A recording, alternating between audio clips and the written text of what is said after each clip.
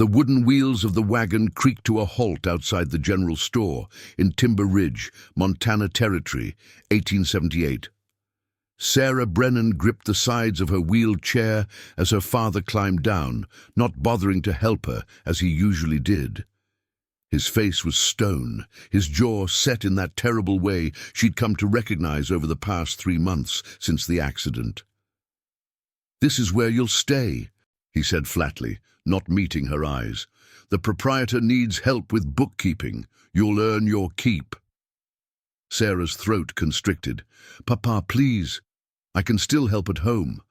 Mother needs—" "Your mother needs daughters who can work a farm, not a cripple who attracts pity and drives away your sister's suitors."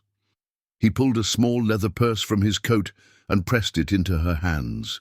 "There's enough here for a month if you're careful. After that, you're on your own." Before you continue with Sarah's journey, I'd love to ask you to take a moment to subscribe to our channel and give this video a like. It truly means the world to us and motivates us to bring you more quality stories like this one. Also, I'm curious, where are you listening from today? Let us know in the comments. Sarah watched through blurred vision as her father climbed back onto the wagon and drove away without a backward glance. The October wind bit through her thin shawl, and she realized with growing horror that the general store was closed, a faded sign in the window reading, "Gone to Denver, back in spring." Her fingers trembled as she opened the purse. $17. In a town she didn't know, with no shelter arranged, and winter coming fast to the mountains. The street was nearly empty in the fading afternoon light. Sarah wheeled herself toward what looked like a boarding house, but the stairs might as well have been a cliff face. She sat there, staring at those impossible steps, feeling the weight of her new reality settle onto her shoulders like snow. She'd been the fastest runner in her family before the logging accident. Now she couldn't even climb stairs. Sarah reached up and unclasped the silver locket at her throat, the only thing of value she owned, a gift from her grandmother. Maybe she could trade it for a room on the ground floor. Maybe someone would take pity on her. "That locket won't buy you what you need." The voice was deep, rough as tree bark, and came from behind her. Sarah turned her chair awkwardly to find a man standing in the shadows of the boarding house porch. He was massive, easily 6.5 feet tall, with shoulders that seemed to span the width of the doorway. His hair was dark and long, tied back with a leather cord, and his face was weathered by sun and wind into sharp, handsome planes. He wore buckskins and furs, and a hunting knife gleamed at his belt. Everything about him said danger, but his eyes, grey as a winter sky, held something unexpected, concern. I need a place to stay," Sarah managed, her voice steadier than she felt. "Just until spring, until I can find work." The mountain man descended the steps with surprising grace for such a large man. He crouched down beside her chair, bringing his eyes level with hers, and Sarah caught the scent of pine and wood smoke. "What you need," he said quietly, "is someone who sees past that chair to the woman sitting in it." Sarah's breath caught. "I don't understand." He stood, his expression thoughtful. "My name is James Coulter. I have a cabin 15 miles up in the high country. I also have twin boys, 8 months old, who need care while I trap and hunt. Their mother died bringing them into this world." His voice roughened on those last words, and Sarah saw grief flash across his face before he locked it away. "I came down looking for help instead. I found you. I can't—" Sarah gestured at her legs, frustration and shame churning in her chest. "I can't walk. I can't carry firewood or water. I can barely take care of myself." James reached out slowly, giving her time to pull away, and lifted her chin until she met his gaze. "Can you feed babies? Change them? Love them when they cry in the night?" "Yes, but can you keep books, mend clothes, teach them letters when they're old enough?" Sarah nodded, not trusting her voice. Then you can do what I need." He straightened and gestured toward a sturdy-looking wagon hitched to 2 draft horses nearby. "I've made the wagon bed comfortable for the journey. We'll need to leave now to make it before dark. What's your answer?" It was insane.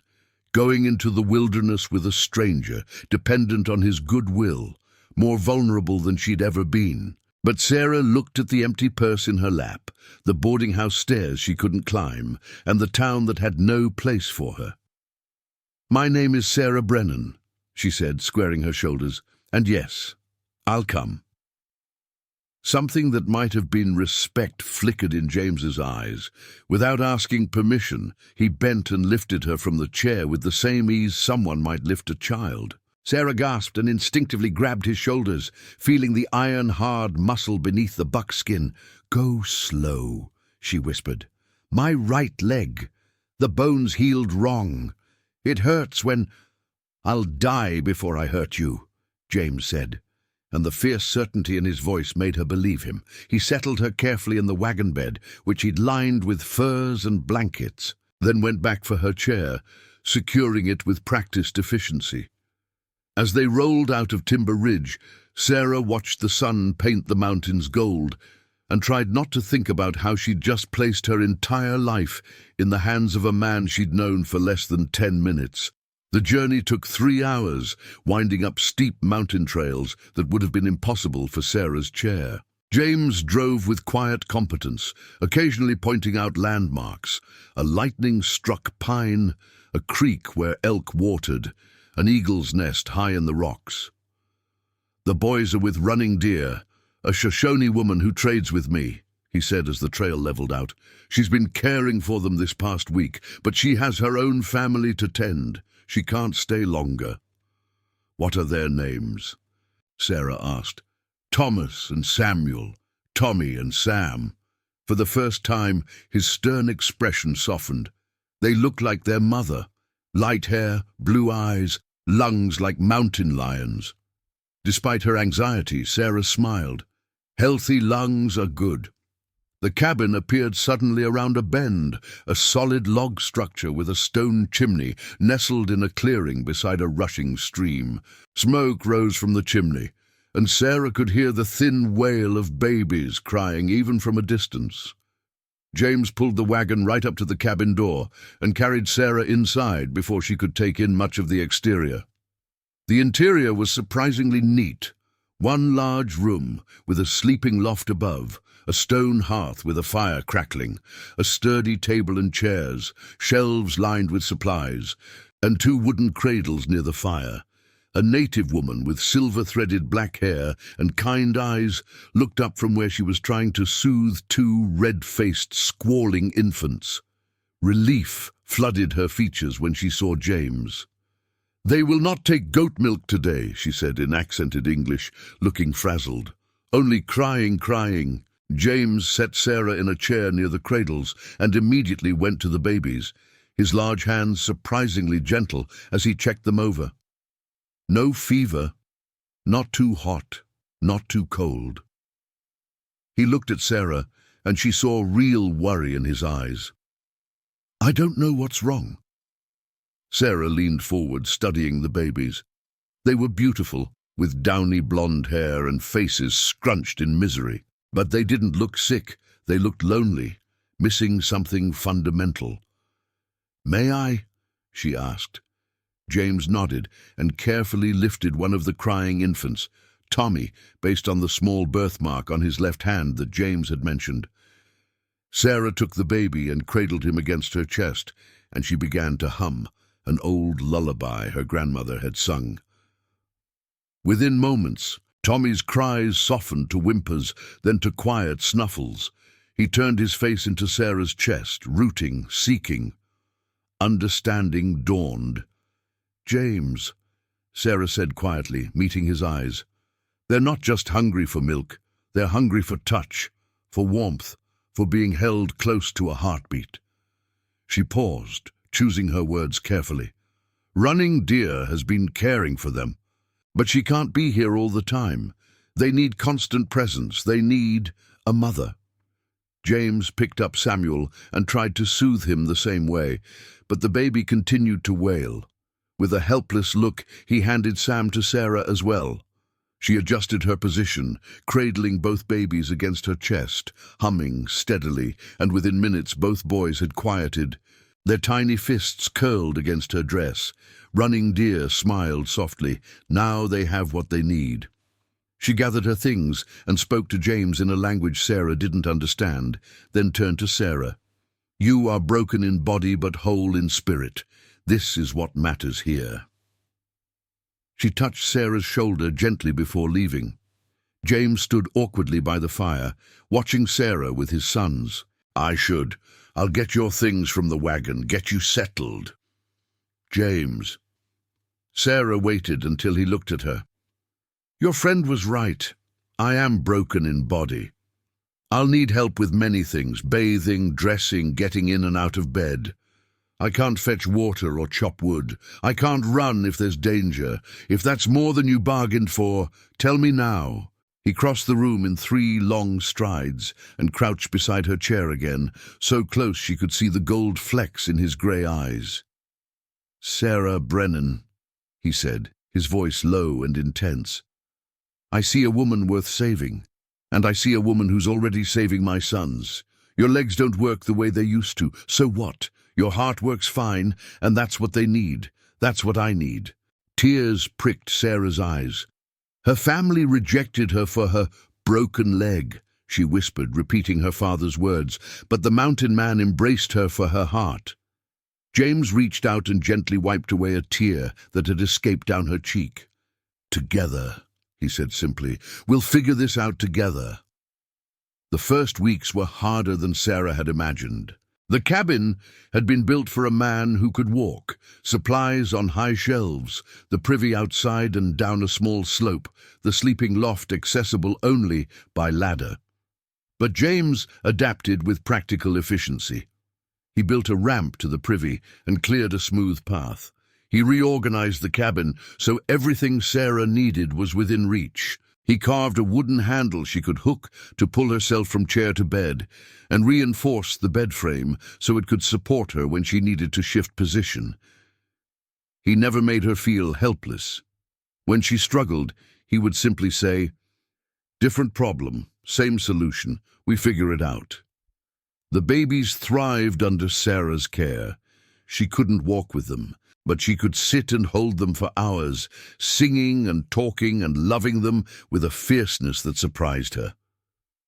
James fashioned a low cradle with wheels that she could pull close to her chair, and another that sat beside the bed at night so she could tend them without needing to transfer to her chair in the dark. She learned James's rhythms. He woke before dawn to check his trap lines, returned by mid-morning to chop wood and haul water, spent afternoons hunting or working on repairs, and evenings by the fire, carving small wooden animals for his son's future. He was a man of few words, but constant action. He showed his care through deeds, bringing her wildflowers he found on the mountain, teaching her to load and fire his spare rifle, building a small desk where she could keep the accounting books for his furs and supplies. "You have a good mind for numbers," he said one evening, reviewing her neat columns. "Better than mine." "My father taught me," Sarah said, then immediately regretted mentioning her family. James set down the ledger and looked at her steadily. "A man who would abandon his daughter isn't worth the title of father. He was ashamed of me. Then he was a fool."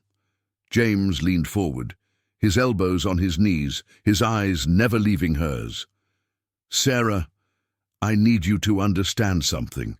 You're not here because I pity you. You're here because you're capable, intelligent, and my sons smile now in a way they never did before you came. You're not a burden. You're a blessing." Sarah's throat tightened. "You don't know what it's like, needing help for everything, being unable to... My wife died screaming my name, begging me to save her, and I couldn't." James's voice was rough with old pain. I held her hand and watched the light leave her eyes, and there wasn't a damn thing I could do. We all have things we can't do, Sarah. We all need help. The only difference is you can see your limitation. Most people can't see theirs until it's too late. The rawness in his confession broke something open in Sarah's chest. "I'm sorry," she whispered. "I'm so sorry you lost her." "Elizabeth." He said her name like a prayer. She was good and kind, and she wanted these boys more than anything. I promised her I'd give them a good life, a mother's love. He met Sarah's eyes. I didn't expect to find both in the same woman. The air between them suddenly felt charged, heavy with something unspoken. James cleared his throat and stood abruptly. "I should check on the horses." He was halfway to the door when Sarah called out, "James." He turned. "Thank you," she said softly, "for seeing me. All of me." His expression softened. Hard not to see something that shines so bright. Then he was gone into the night, leaving Sarah's heart hammering and her cheeks flushed. Winter arrived in earnest in early November, bringing snow that piled 3 feet deep and turned the world into a pristine white wilderness. James had prepared well. The cabin was snug. The stores were full, and firewood was stacked under shelter. Sarah fell into the rhythm of mountain life. She woke with the babies, fed them the goat milk James provided, changed and bathed them, sang and played with them while James worked outside. She kept the cabin tidy from her chair, mended clothes, prepared simple meals on the hearth, and kept meticulous records of supplies. But it was the evenings she treasured most. After the boys were asleep, she and James would sit by the fire, and slowly, carefully, they began to share their stories. James told her about growing up in Kentucky, learning to trap from his father, coming west after the war, about meeting Elizabeth in Denver, her courage in choosing mountain life, her joy when she learned she was carrying twins, about the horror of her labor, too long, too hard, something wrong that no doctor could have fixed even if one had been there. "I should have taken her to town," he said one night, staring into the flames. "Should have insisted, even though she wanted to stay here." "James, no!" Sarah wheeled closer and placed her hand on his arm, feeling the tension in his muscles. "You can't blame yourself for the uncontrollable. That's the trap I fell into. I blame myself for not being faster, more careful, for not seeing the log that would roll. But blame doesn't change anything. It just poisons what's left." He turned his hand over and caught hers, his thumb brushing across her knuckles. "When did you become so wise?" "When a mountain man told me I was worth saving." They sat like that, hands linked, watching the fire, neither pulling away. Sarah told him about her family, 4 sisters, all capable and strong, about being the fastest, the most daring, the one who climbed highest and ran farthest, about the logging accident that crushed her right leg and hip, the months of agony, the hope that she would walk again fading as the bones healed wrong and the pain became permanent. "The worst part wasn't losing my legs," she admitted. "It was watching my family look at me with pity, watching my father's pride turn to shame, watching my sister's suitors avoid our house because having a crippled sister-in-law might mean crippled children."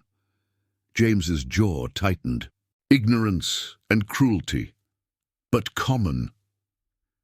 Sarah looked at him in the firelight, this strong, gentle man who had given her a place and a purpose. "Until I met you. You're the first person since the accident who looked at me and saw Sarah, not the broken girl." "You're not broken." James lifted her hand to his lips and pressed a kiss to her knuckles, his eyes never leaving hers. "You're the strongest person I've ever met. You lost everything and kept going. You came to a stranger's cabin in the wilderness and made it a home. You love my sons like they're your own. That's not broken, Sarah. That's extraordinary." Tears spilled down her cheeks. "James!" He set down her hand and stood abruptly, conflict written across his face. "I should let you rest. Morning comes early." As he climbed the ladder to the loft where he slept, Sarah whispered into the darkness, I'm falling in love with you." If he heard, he didn't answer. The next morning, everything felt different. James was quieter than usual, almost distant, and Sarah's heart ached with fear that she'd ruined everything with her whispered confession. But at mid-morning, when he came in from checking his trap lines, he crossed directly to where she sat feeding the boys and crouched beside her chair. "I heard you," he said quietly. "Last night. I heard what you said." Sarah's heart hammered. "James, I made a promise to Elizabeth." His voice was rough with emotion. "Promised her I wouldn't forget her, wouldn't replace her. That I'd raise our sons to know how much she loved them. I would never ask you to forget her," Sarah said urgently. "She gave you these beautiful boys. She deserves to be remembered and honored. But I'm breaking that promise anyway," James continued, his grey eyes intense, "because every day I fall more in love with you, with your strength and your laughter and the way you sing to my sons, with your courage and your mind and your heart." He reached up and cupped her face gently. "I don't know if I deserve this. To love again, to be happy again. But I can't seem to stop myself." "Oh, James!" Sarah leaned into his touch, her heart soaring. "Love isn't betrayal. It's not finite. Elizabeth would want you to be happy. She'd want her sons to grow up in a home filled with love. I want that home to include you," he said fiercely. "Not as hired help or a convenient caretaker, as my wife, as their mother." He paused, vulnerability flickering across his strong features. "But I won't trap you here. You deserve choice. If you want to return to town in the spring, I'll take you. I'll give you money to start fresh wherever you want. I won't use your situation to bind you to me." Sarah shifted Tommy in her arms and reached out to touch James's face, feeling the scratch of his beard, the warmth of his skin. "You're not trapping me. You're offering me everything I thought I'd lost. Family, purpose, love. I want to stay, James. I want to be your wife and their mother. I want to build this life with you together." "Together?" he echoed, and then he was kissing her, gentle and reverent, as if she were something precious he was afraid to break. When they pulled apart, both breathing hard, Sam let out an indignant wail at being squished between them. They laughed, and James carefully took the babies, while Sarah wiped happy tears from her cheeks. "There's a circuit preacher who comes through in spring," James said, "settling the boys in their cradles. But I don't want to wait that long." He returned to Sarah and knelt, taking her hands in his. "Sarah Brennan, will you marry me? In whatever ceremony we can manage, with whatever witnesses we can find? Will you be my wife?" "Yes," Sarah whispered, then louder. "Yes, absolutely yes." James grinned, the first real, unguarded smile she'd seen from him, and lifted her from the chair, spinning her around carefully before sitting in the rocking chair with her in his lap, both of them laughing like children. They were married 2 weeks later by a Shoshone elder who James knew from trading, with Running Deer and her husband as witnesses.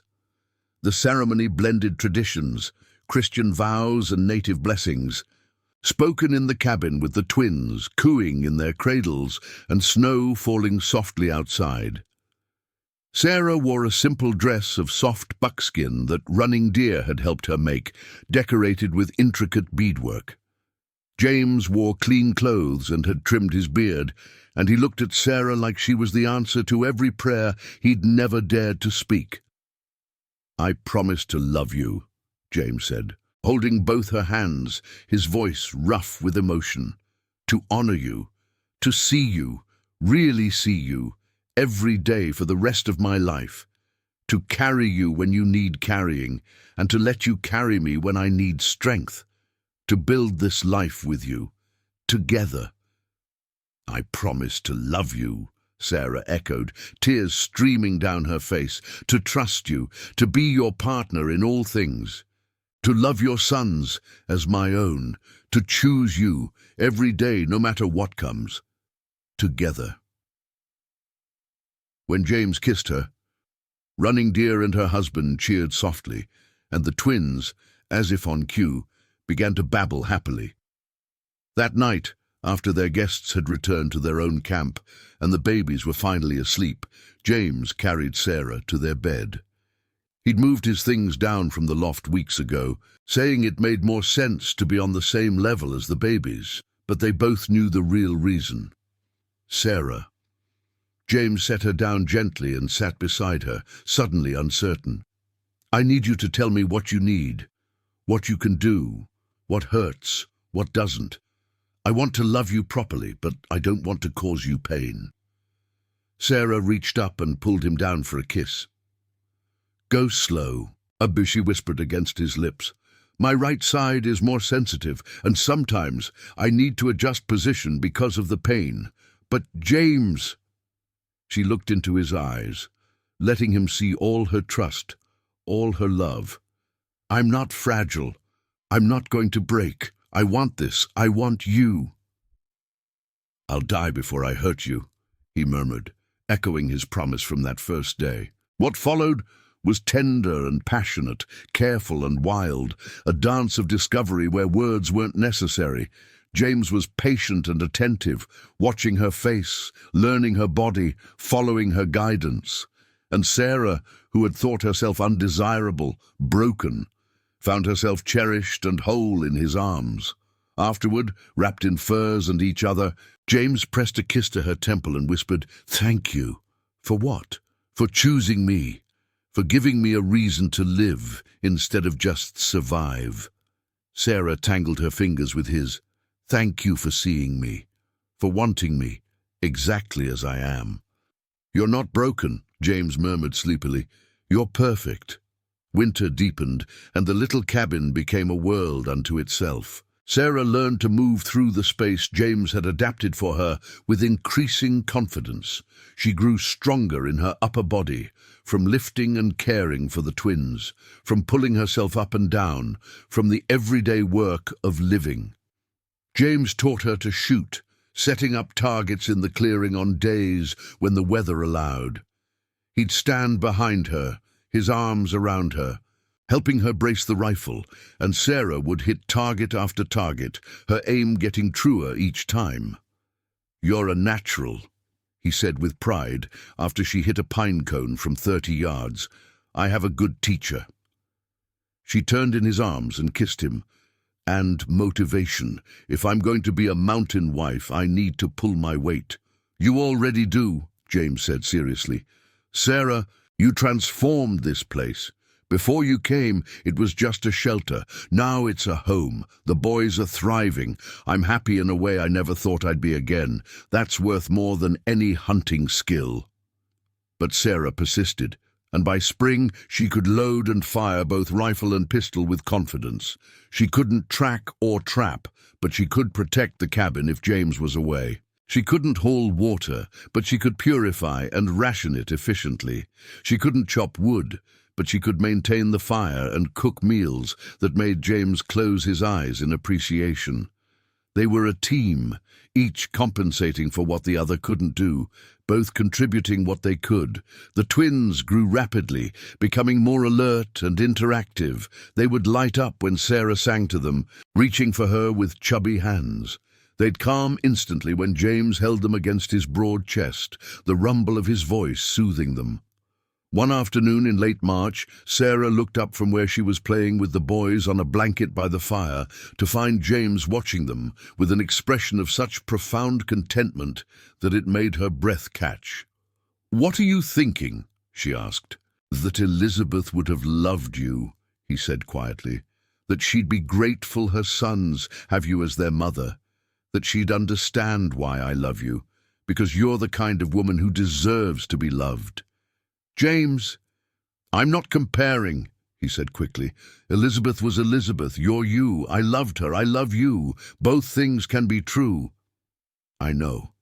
Sarah reached out, and James came to sit beside her on the floor, his back against her chair.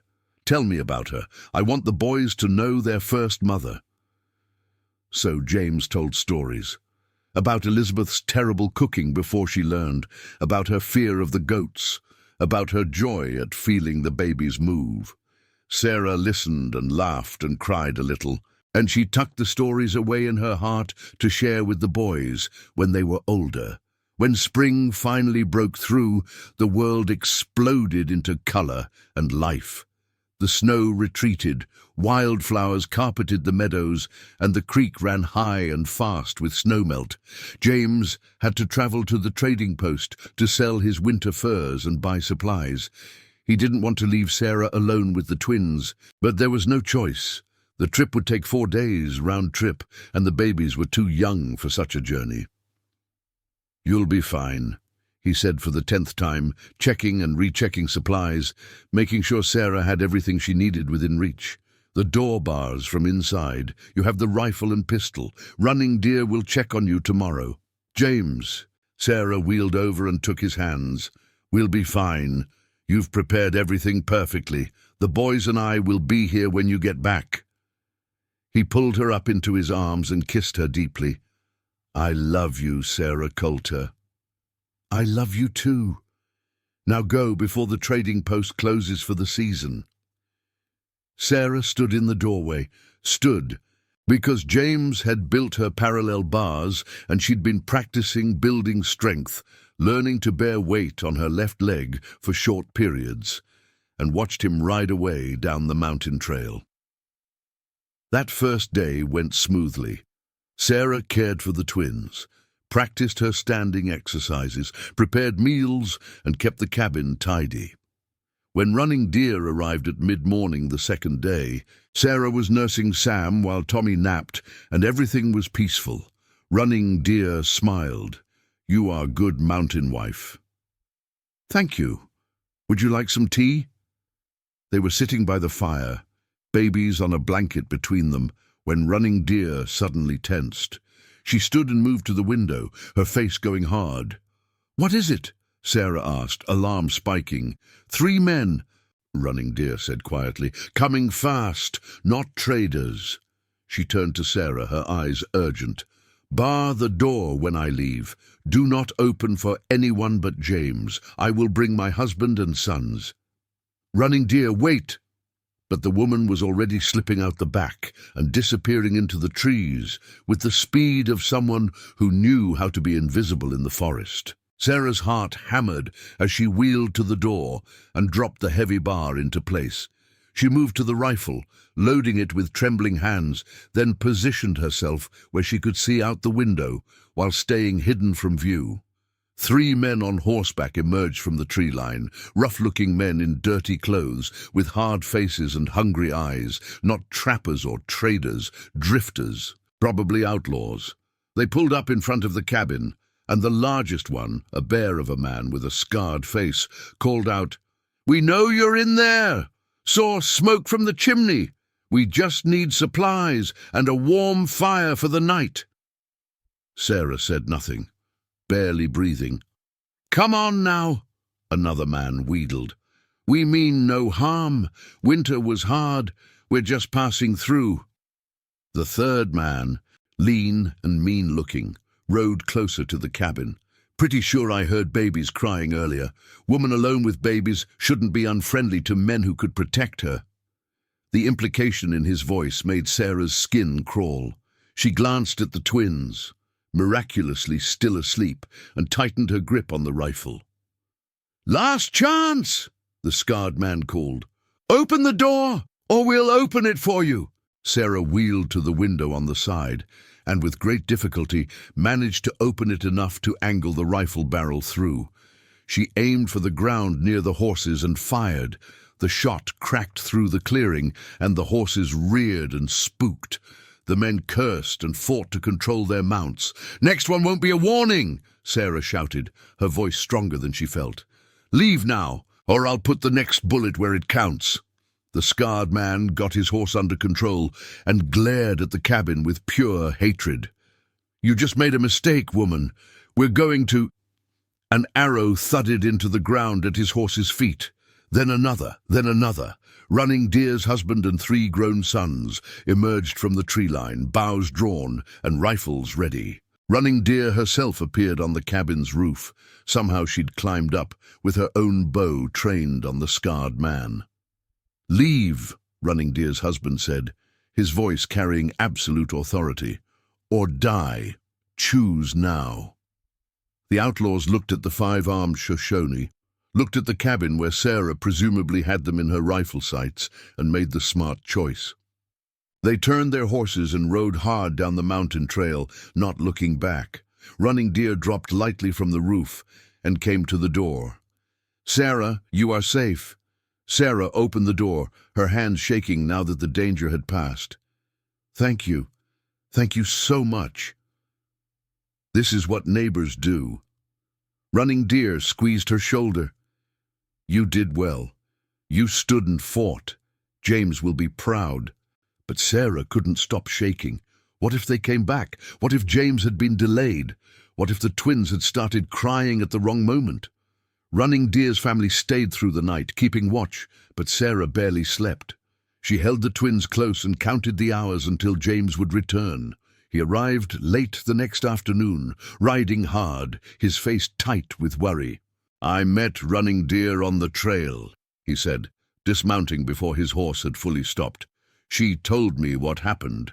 Sarah—" He stopped in the doorway, taking in the sight of her, pale and exhausted but fierce, a rifle across her lap, the twins sleeping peacefully in their cradles. "I'm fine," Sarah said, but her voice broke. "We're fine.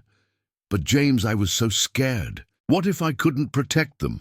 What if—" James crossed the room and pulled her up into his arms, holding her tight while she finally let herself cry. "You did protect them. You were smart and brave and strong. You kept them safe. I couldn't even chase those men away on my own. I needed help." "We all need help," James said fiercely, pulling back to look at her. "Sarah, don't you understand? You're not supposed to face everything alone. That's what family is, people who stand with you. Running Deer and her family are our family. They helped because they love you, because you're worth protecting." "I feel so helpless sometimes." "You're the least helpless person I know." James cupped her face in his hands. "You crossed half the territory alone. You came to a stranger's cabin and made it your home. You learned to shoot, to survive, to be a mountain wife.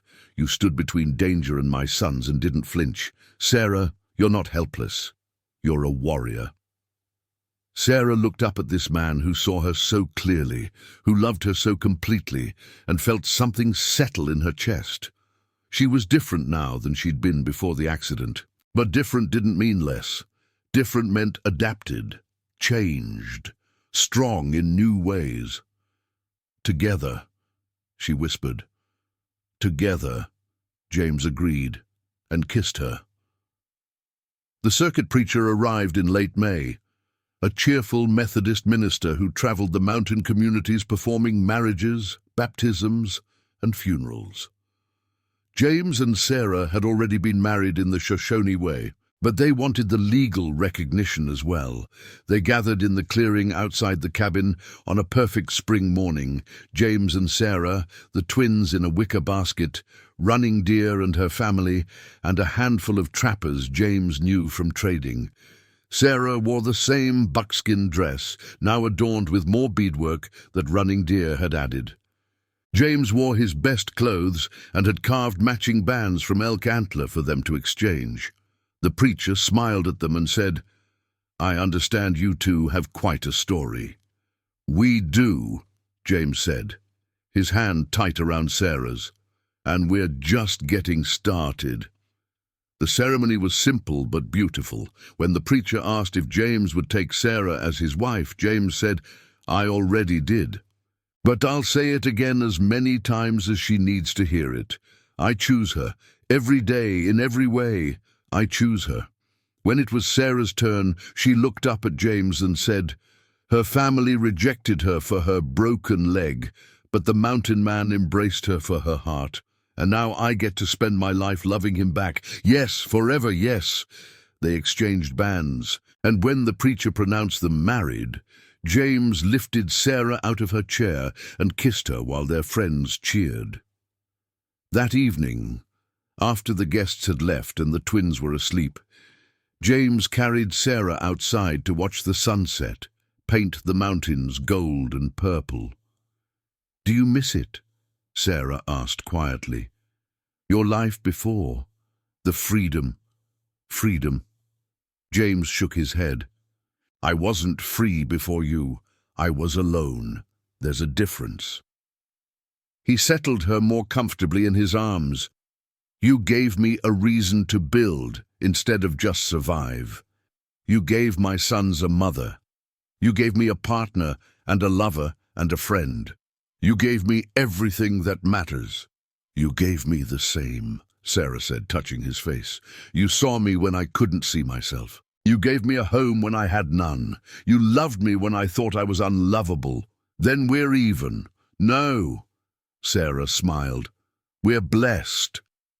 As the sun dipped below the mountains and the first stars appeared, James carried his wife inside their cabin, their home, where their sons slept peacefully and where tomorrow would bring more of this beautiful, ordinary, extraordinary life they were building. Together.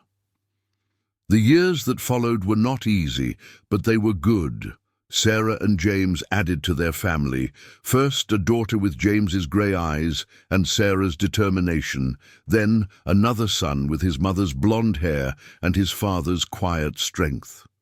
Sarah never regained the use of her legs, but she became so skilled at navigating their mountain home that visitors often forgot she couldn't walk. She taught all the children to read and write, kept immaculate records that made James's trading ventures increasingly profitable, and became known throughout the mountains as someone you could trust for help, whether you needed medicine, advice, or just someone to listen. James built their cabin into a small compound with a barn for livestock, a smokehouse, and eventually a small trading post where trappers and native families could stop for supplies and fair dealing. He treated everyone with the same respect he'd shown Sarah that first day, seeing past appearances to the person beneath. Tommy and Sam grew up strong and kind, never knowing their mother as anything but Sarah, though they knew Elizabeth's story and honored her memory. They protected their younger siblings fiercely and never saw their mother's chair as a limitation, just as part of who she was. On their 10th anniversary, James carried Sarah to the top of the ridge behind their home, where they could see the entire valley spread below them. "Do you remember that first day?" he asked, "when you almost traded your locket for a room?" "I remember thinking my life was over," Sarah said, "that I had nothing left. And now?" Sarah looked at their home in the valley, smoke rising from the chimney, their children playing in the yard, Running Deer's grandchildren joining them for the day. She looked at James, older now, more silver in his hair, but still strong, still hers. "Now I know that was the day my real life began," she said. "The day I met a man who saw my heart instead of my limitations. The day I met a woman who taught me that being strong doesn't mean being unbreakable," James countered. "It means knowing how to bend and heal and keep going." They sat together on the ridge, watching the sun set over their mountains, their home, their life. Sarah had been rejected by her family for her broken leg, but the mountain man had embraced her for her heart, and in doing so, he had helped her discover that she had never been broken at all, just remade into something different, something stronger, something exactly as it was meant to be. Together, they had built something beautiful from pieces others had discarded. Together, they had created a family, a home, a legacy. Together, they had found not just survival, but joy. And that, Sarah thought, as James pulled her close and pressed a kiss to her temple, was the greatest blessing of all. Part 2. Her roots grow deep. The summer after their 10th anniversary brought unexpected visitors to the mountain. Sarah was in the garden, a raised bed system James had built at wheelchair height, teaching 8-year-old Emma how to identify ripe tomatoes when she heard the sound of multiple horses approaching.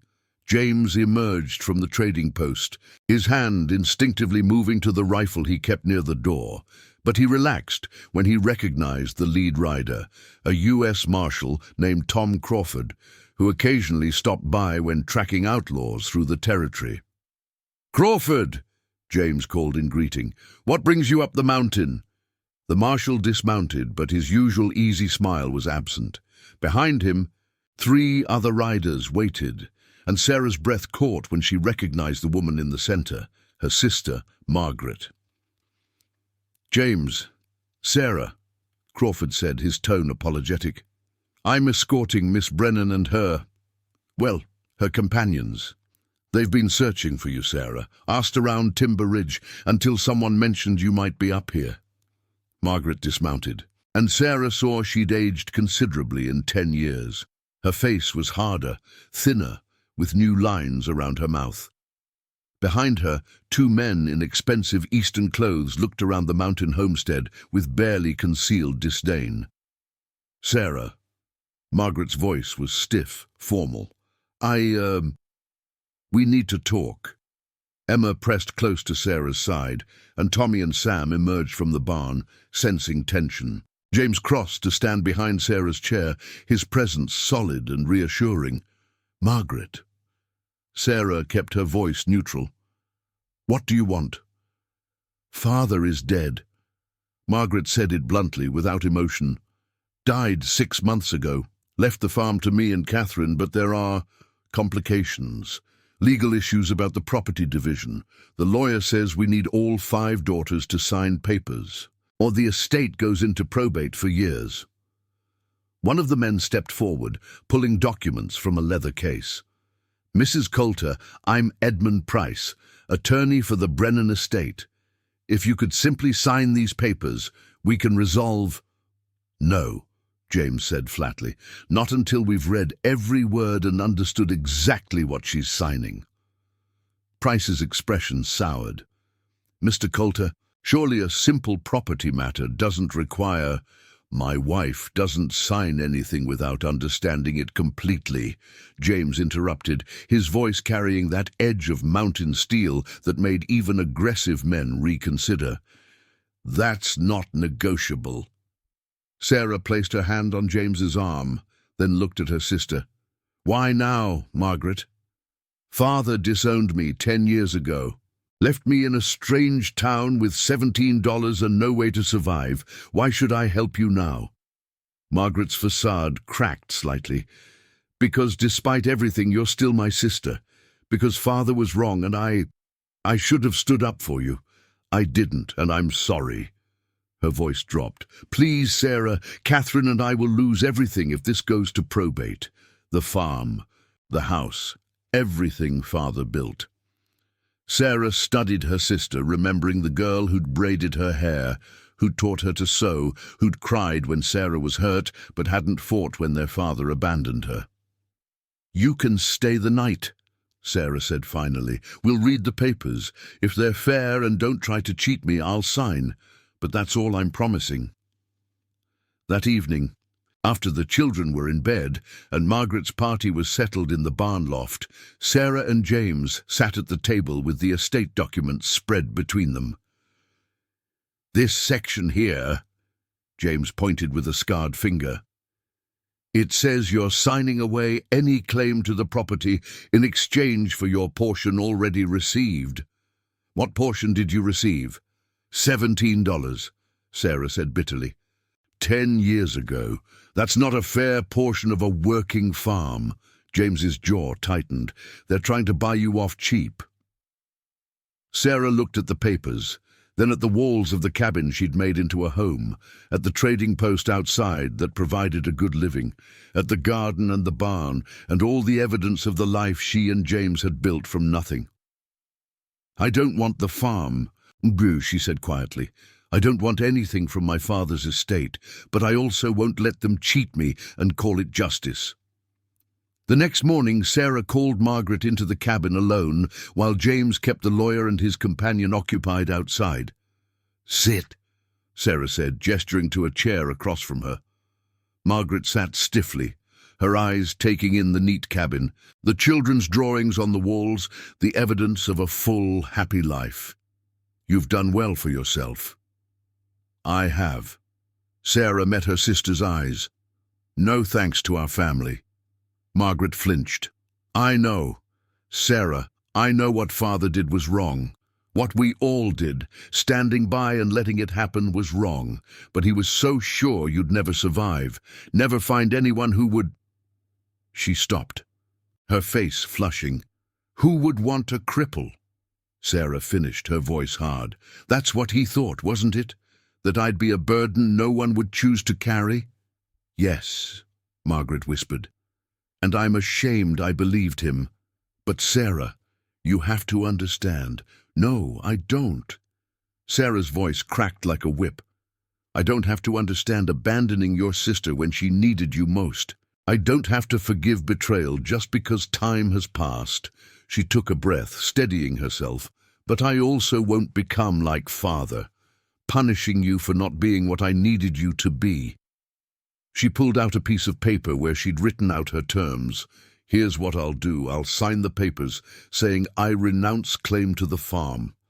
In exchange, you'll pay me $1,000, which is roughly 1/5 of what that property's worth, and you know it. You'll also provide written acknowledgement that Father's treatment of me was unjust and that I was owed better. Margaret's eyes widened. $1,000, Sarah? We don't have that kind of money immediately. The farm is cash poor, even if it's land rich. Then you'll pay me $200 a year for 5 years, Sarah said. With interest if you're late. Those are my terms. Take them or spend years in probate court and risk losing everything. Margaret stared at her, then slowly nodded. You've become hard. No, Sarah said softly. I've become strong. There's a difference. By noon, the revised papers were signed, including a promissory note for the payments and a letter dictated by Sarah and written by the reluctant lawyer, acknowledging the injustice done to her. As Margaret prepared to leave, she paused beside Sarah's chair. Your children are beautiful. Your husband clearly loves you, this life you've built. She swallowed hard. I'm glad you survived, Sarah. Glad you proved Father wrong. I didn't survive to prove anyone wrong, Sarah said. I survived because I'm stronger than anyone gave me credit for, including myself. Margaret nodded and mounted her horse. As the party rode away down the mountain trail, James came to stand beside Sarah, his hand warm on her shoulder. You were magnificent, he said quietly. I was fair, Sarah corrected. There's a difference between justice and revenge. I chose justice. That money will help, James said practically. We can expand the trading post, maybe build a proper schoolhouse for the children. Sarah looked up at him, this man who'd given her everything when she had nothing. Or we could use it to help other people like me, people who've been cast aside. Show them there's a place where they're valued. James's eyes lit with understanding. A way station for people traveling through who need help. Exactly. Sarah took his hand. We were given a chance when we had none. Maybe it's time we gave that to others. Over the next 2 years, using Margaret's payments and careful savings, they built what became known throughout the territory as Coulter's Rest, an addition to their homestead specifically designed to welcome travelers who needed assistance, whether from disability, illness, or simply bad fortune. James built ramps and wide doorways, installed rope systems for those who needed help moving, created beds at various heights for different needs. Sarah organized a lending library, a small clinic with basic medicines, and a workshop where people could learn trades that didn't require full mobility. Word spread. A young man who'd lost his arm in a mining accident came and learned bookkeeping from Sarah before moving on to work as a clerk in Helena. A widow with 3 children and a weak heart stayed through the winter and left in spring with enough supplies and skills to start fresh. A former soldier with a shattered leg became James's assistant at the trading post and eventually married Running Deer's daughter. Not everyone who came through was grateful or kind. Some tried to take advantage, some stole. Some left angry when they realized help came with expectations of working within their capabilities.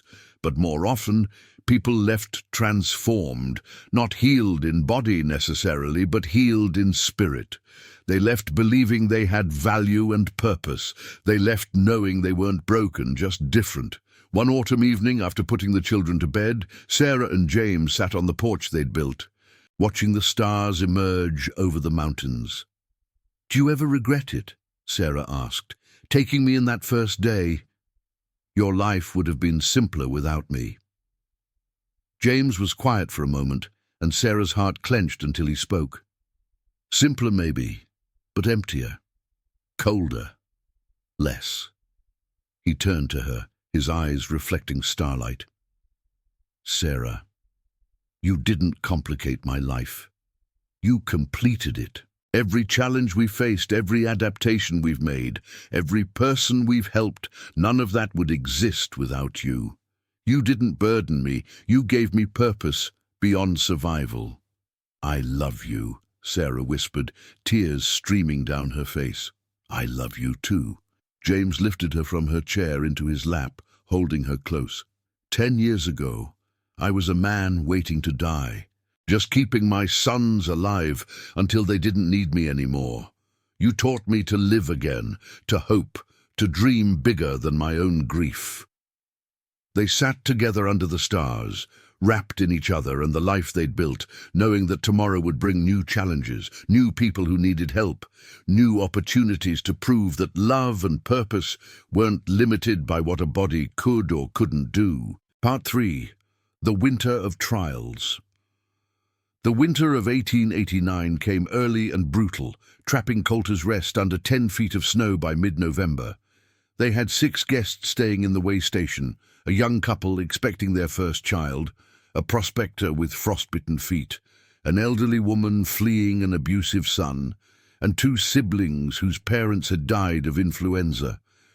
Food was adequate, fuel was sufficient, but tensions ran high in the confined space. Sarah spent her days mediating disputes, rationing supplies carefully, and trying to keep the children occupied and away from the adult stress. James was outside constantly, keeping paths clear, checking on livestock, hunting when weather permitted. He came in each evening exhausted, his face wind-burned and drawn. It was during this time that tragedy struck.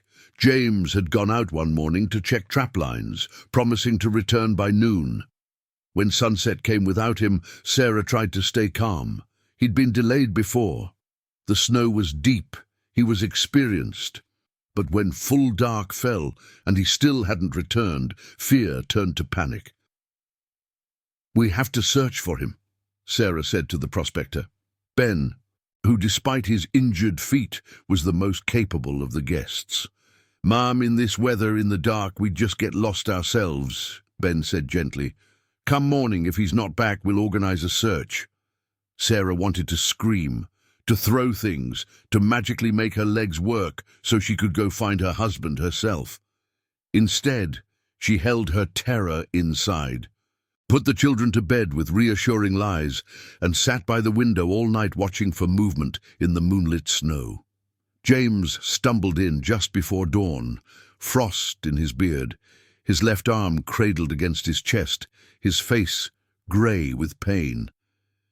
"Bear," he managed before collapsing. The next hours were chaos.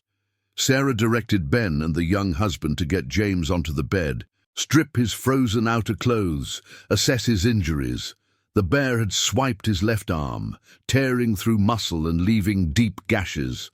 Worse, he'd fallen during his escape, and Sarah suspected broken ribs from the way he couldn't take deep breaths. She'd learned basic medicine over the years from necessity and from books James had traded for, but this was beyond her experience. They were trapped by snow, with the nearest doctor 60 miles away in Timber Ridge. "Sarah," James's voice was weak as she cleaned his wounds, trying not to cause more pain. "If I don't make it, don't," she said fiercely, her hands shaking. "Don't you dare give up, James Coulter. You don't get to leave me. We're supposed to do this together, remember? The children will have their father." Sarah interrupted. "Because you're going to fight. You're going to live. Do you understand me?"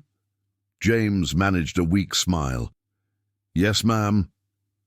For 3 days, James burned with fever while Sarah fought to save his life. She packed his wounds with poultices made from herbs running deer had taught her to use. She forced him to drink willow bark tea for the fever and the pain. She bound his ribs and kept him still, even when he thrashed in delirium. She barely slept, taking turns with the young wife to sit with him, monitor his breathing, change dressings. The children were frightened, Tommy and Sam trying to be brave, Emma crying herself to sleep each night, the younger ones sensing the fear even if they didn't understand. On the 4th day, James's fever broke. He woke clear-headed for the first time, his eyes focusing on Sarah's face. "You look terrible," he rasped. Sarah laughed, the sound breaking into a sob. "You scared me. You scared us all." "Sorry." He tried to sit up and gasped at the pain. "How bad?" "Bad enough that you're not getting out of that bed for at least 2 weeks," Sarah said firmly. "The arm wounds are deep, but clean. I don't think they'll putrefy if we're careful. The ribs are cracked, maybe broken, but there's nothing to do for that, except rest and time." James looked at her, really looked at her, taking in the exhaustion, the fear, the fierce determination. "You saved my life." "Of course I did," Sarah said, smoothing the hair back from his forehead. "You saved mine first. Fair's fair." "Together," James whispered. "Together," Sarah agreed. But James's injury changed things. He couldn't chop wood or haul water. He couldn't hunt or trap. His left arm was weak and painful, and the ribs made any heavy work impossible. For the first time in their marriage, Sarah was the strong one, the caretaker, the one who had to figure out how to keep everyone fed and safe while nursing her husband back to health. It was Ben the prospector who stepped up first. "Ma'am, I may have half-frozen feet, but I can split kindling sitting down, and I can teach those boys of yours to handle an axe safely." The young husband, Martin, proved capable with a rifle and brought down 2 deer that kept them in meat. His wife, Clara, turned out to be an excellent cook who could stretch supplies farther than Sarah had managed. The elderly woman, Mrs. Henderson, took over minding the younger children, telling them stories and teaching them songs to keep them occupied. The 2 orphaned siblings, 12-year-old Jack and 10-year-old Molly, helped wherever they could, fetching and carrying, watching the babies, keeping the fire fed. The entire household reorganized itself around James's injury, everyone contributing what they could, covering what others couldn't do. Sarah found herself directing this small community, making decisions, solving problems, keeping spirits up when the snow kept falling and the walls seemed to close in. She was exhausted and terrified and felt the weight of all these lives depending on her. But she didn't break. She bent, adjusted, and kept going. One night, after everyone else was asleep, she sat beside James's bed and let herself cry, quietly, so she wouldn't wake him. "I can hear you," James said softly. "What's wrong?" "I'm scared," Sarah admitted. "Scared I can't do this. Scared I'll fail everyone. Scared of what happens if you don't fully heal." James reached out with his good hand and pulled her close. "Sarah, you're already doing it. You've kept everyone alive, fed, and warm. You've organized this household like a general organizing troops. You've proven something I've always known. You're the strongest person here." "But I need you," Sarah whispered. "I can't do this alone. You're not alone. You have all these people and we all need each other." He paused, then said quietly, "And maybe that's the lesson here. I built my strength on being self-sufficient, on not needing anyone. You built yours on knowing when to accept help, when to lead, when to trust others. Your way is better." "Our way," Sarah corrected. "Together, remember." "Together," James agreed. Spring came late but glorious. The snow finally melted, the trails opened, and their guests began to leave, but not before changing everything. Ben the prospector decided to stay permanently, building a small cabin on the property and becoming James's partner in the trading post. His feet never fully recovered, but he could work behind a counter and keep books, and his knowledge of mining claims made him invaluable for traders passing through.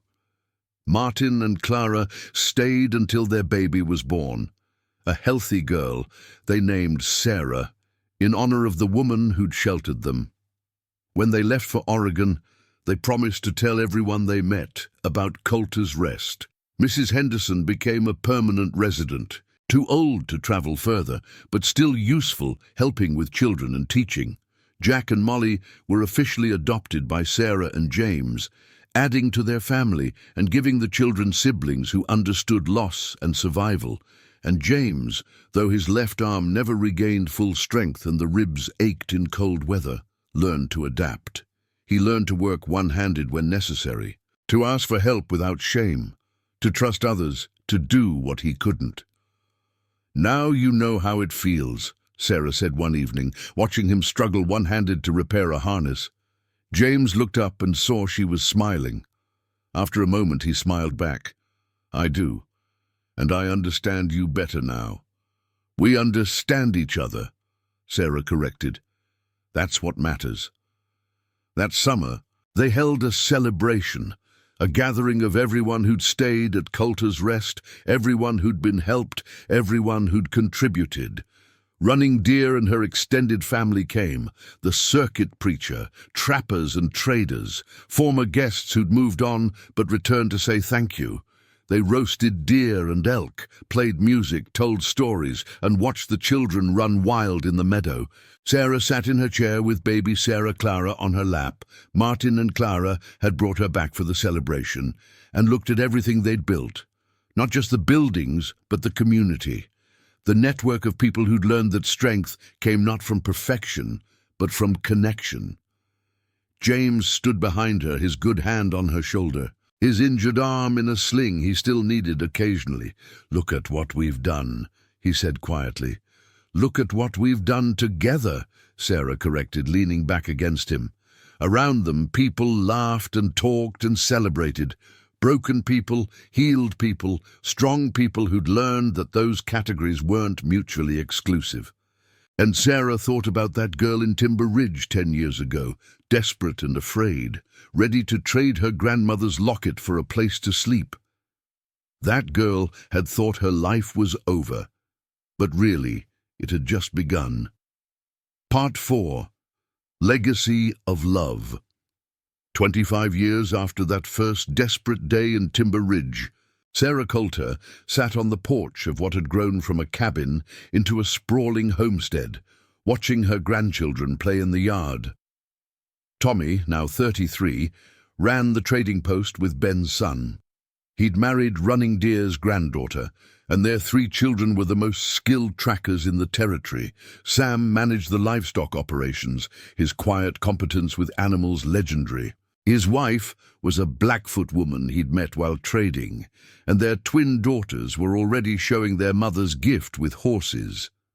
Emma had become a teacher, establishing a small school on the property that served mountain families for 50 miles around. She'd married a former student, a young man who'd come through Coulter's Rest after losing his hand in a mill accident. Jack and Molly had both stayed close, Jack working as a guide and translator, Molly becoming a midwife who rode circuit through the mountains, delivering babies and teaching women's medicine.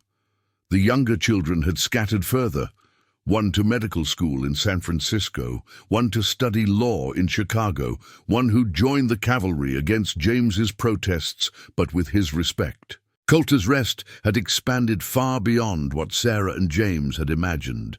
There were now 4 permanent buildings for guests, a proper medical clinic, a schoolhouse, a chapel, workshops for various trades.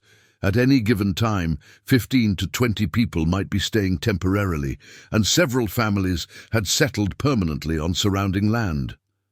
James emerged from the trading post, moving more slowly now at 63, his left arm still weak but serviceable, his hair completely silver. He climbed the porch steps and settled into the chair beside Sarah's, taking her hand. Big day tomorrow, he said quietly. Tomorrow, the territorial governor was coming to officially recognize Colter's Rest as a charitable institution, bringing funding and legal protections. It was validation of everything they'd built, but it also meant changes, regulations, oversight, probably politics. "Are you having regrets?" Sarah asked, studying his profile. "About going official?" "No." James squeezed her hand. "We've helped hundreds of people over the years, but we've turned away thousands more because we didn't have room or resources. This funding means we can do more, help more, save more. It also means we won't control it anymore," Sarah said softly. "Once we're gone, it becomes whatever others make it. Then we'd better make sure it's built on solid enough principles to withstand change." James turned to her, his grey eyes still as intense as the day they'd met. "Sarah, we didn't build this place. We started it. But all these people," he gestured at the homestead, the gardens, the buildings, the community, "they built it. Their investment, their work, their belief, that's what will outlast us." Sarah nodded slowly. He was right, as usual. That evening, they called a family meeting. All the children, their spouses, the grandchildren old enough to understand, Ben and his family, Mrs. Henderson, who at 90 was still sharp as ever, and several of the permanent residents. Sarah sat at the head of the table with James beside her, looking at all these faces she loved. "Tomorrow changes things," she began. "Colter's Rest will become official, funded, regulated. It's what we wanted, but it's also the beginning of the end of our direct control." She paused, gathering her thoughts.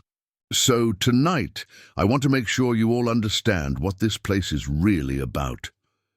She pulled out a worn leather journal, the one she'd kept since that first winter, recording every person who'd stayed, every story, every lesson learned. "This place started because a man saw past my disability to my humanity," Sarah said, her voice strong despite her emotion. "Because he chose to value what I could do, instead of being limited by what I couldn't. That principle, seeing people truly, valuing their capabilities, making space for their contributions, that's the foundation everything else is built on." She opened the journal and began reading names.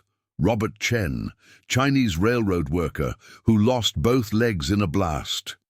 Stayed 6 months, learned bookkeeping, now runs a successful general store in Bozeman.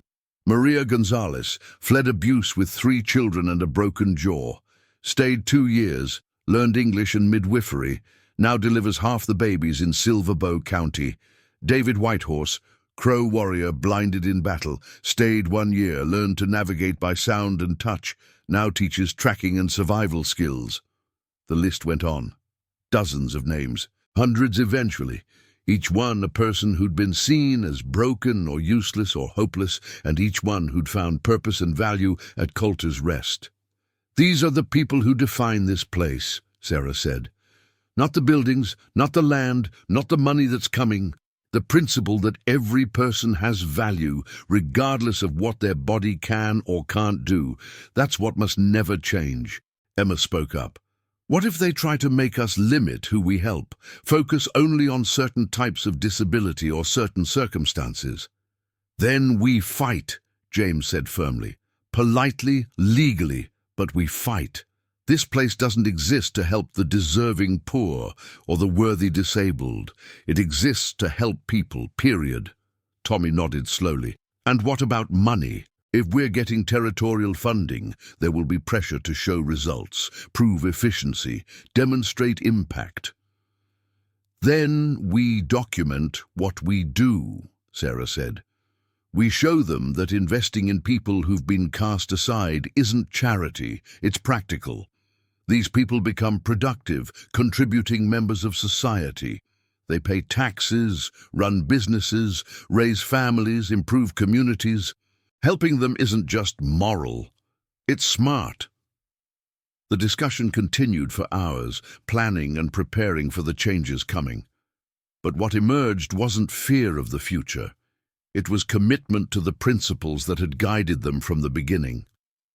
As people filtered away to bed, Sarah sat alone with James on the porch, watching stars emerge over the mountains. "Do you remember what you said to me that first day?" Sarah asked, "when I tried to give you my locket?" "Gold isn't what we need here, you are," James quoted. "I meant it then. I mean it now." "You changed my life with those words," Sarah said softly. "You saw me when I couldn't see myself. You valued me when everyone else saw only limitation." "You did the same for me," James said. "I was dead inside, Sarah, going through motions, keeping my sons alive but not living myself. You brought me back. You showed me that love wasn't betrayal of Elizabeth. It was honoring everything she wanted for our sons and for me." They sat in comfortable silence, decades of partnership and love flowing between them without need for words. "I'm tired," Sarah admitted finally. "My body is wearing out faster than I want to admit." "Mine too," James said. "My arm aches every day now. My chest still hurts when I breathe deep. I can't do half of what I could even 5 years ago." "Are you scared?" Sarah asked. "Of dying? No." James turned to her, taking both her hands in his. "I'm scared of leaving you, of not being here when you need me." "I'm scared of the same thing," Sarah whispered. "But James, if there's one thing we've proven, it's that we're stronger than we think, that we can adapt and survive and even thrive when circumstances change. Whatever comes, we'll face it the way we've faced everything else." "Together," James said. "Together," Sarah agreed. The next day, the governor arrived with considerable fanfare. He was a pragmatic man who'd risen from poverty himself and understood the value of what Coulter's Rest represented. "Mrs. Coulter, Mr. Coulter," he said after touring the facility. "What you've built here is remarkable, not just the physical structures, but the philosophy behind it. The territory needs more places like this, more people like you." "Then find them and fund them," Sarah said bluntly. "We're getting old. We won't be able to run this place forever. You need to ensure it continues, and that means training others, establishing similar institutions, making this support systematic rather than dependent on individual charity." The governor blinked at her directness, then laughed. "You don't mince words, do you?" "Life's too short for anything else," Sarah said, "particularly when you've learned how precious and fragile it is." The official ceremony was held in the meadow, with most of the mountain community attending. The governor gave a speech about progress and humanity and the territory's commitment to its most vulnerable citizens.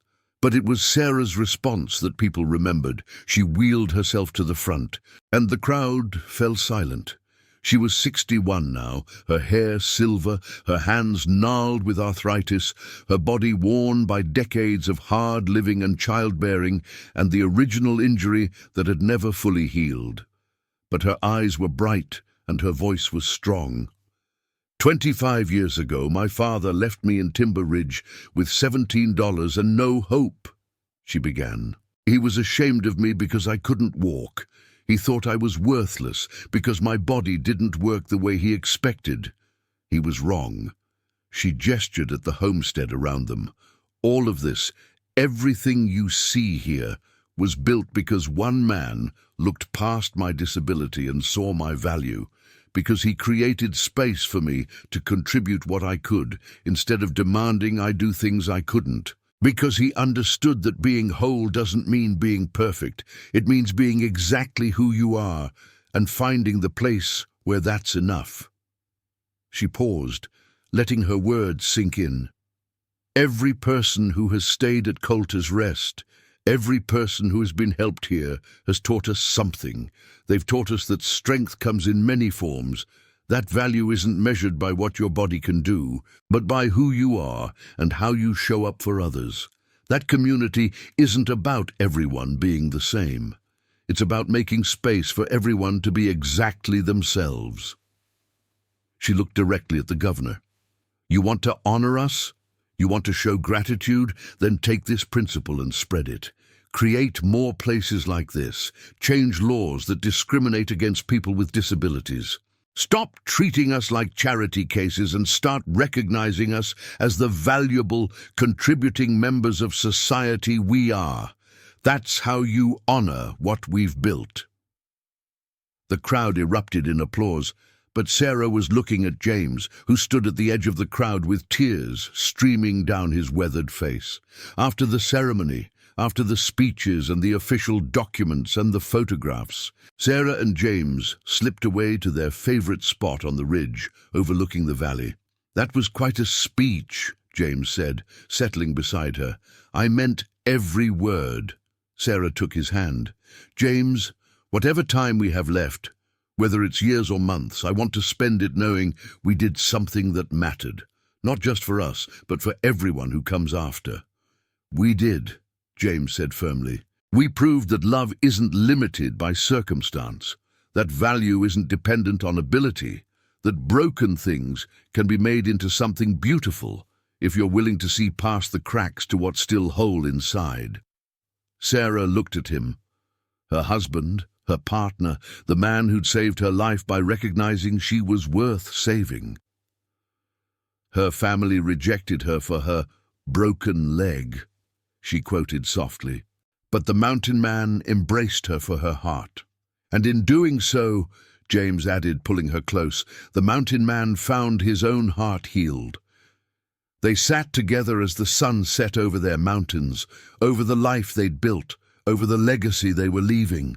Around them the sounds of community, children playing, adults working, families living and loving and growing together. It wasn't perfect. It had never been perfect. There had been struggles and failures, losses and grief, mistakes and misunderstandings. But it had been real. And it had been built on a foundation of seeing people truly, valuing them completely, and making space for everyone to contribute their unique strengths to the whole. As darkness fell and stars emerged, Sarah thought about that desperate girl in Timber Ridge, ready to trade everything for a night's shelter. That girl had thought her life was over, that she had nothing left to offer. How wrong she'd been. She hadn't had nothing. She'd had everything that mattered: courage, resilience, love to give, a heart that could see past pain to possibility. And she'd found a man who recognized all of that when no one else could. Together, they'd built something that would outlast them both. Not just buildings or institutions, but a living example of what was possible when people chose to see value instead of limitation, to embrace difference instead of demanding conformity, to build community based on mutual respect and shared humanity rather than narrow definitions of worth. "Thank you," Sarah whispered into the darkness. "For what?" James asked. "For seeing me that first day, for choosing me, for building this life with me." "Thank you for saying yes," James replied, "for trusting me, for teaching me that being strong means being willing to be vulnerable, for showing me that love doesn't replace, it expands." They sat in peaceful silence, two people who'd found each other at the worst moment and made it the beginning of something beautiful. Her family had rejected her for her broken leg, but the mountain man had embraced her for her heart, and in doing so, they'd both been made whole. Thank you so much for listening to this story. I'd love to know where you're enjoying this tale from. Are you listening at home, during your commute, or perhaps while working? Please subscribe to the From Wild West channel and share your thoughts in the comments below. What did you think of Sarah and James's journey? Your feedback means the world to us.